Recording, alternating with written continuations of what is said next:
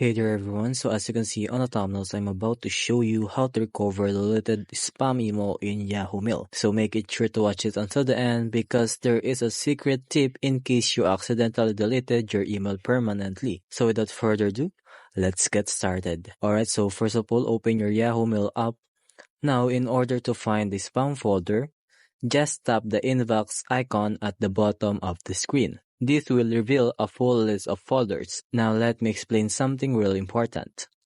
If you deleted a spam email permanently, it's gone for good. But if you tap trash or archive instead of delete, your email isn't lost. It just moved to those folders. So always check the archive or trash. So here's the secret trick. If you permanently deleted your email, go to help.yahoo.com.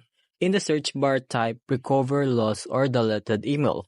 Tap the result that says restore lost or deleted email. Tap send a restore request. Fill out the form and submit it. Note that this will reset your inbox to a previous state, which might also remove any new emails received after the restore point. So that's it. If you ever delete something important, now you know exactly what to do. Thanks for watching and see you next time.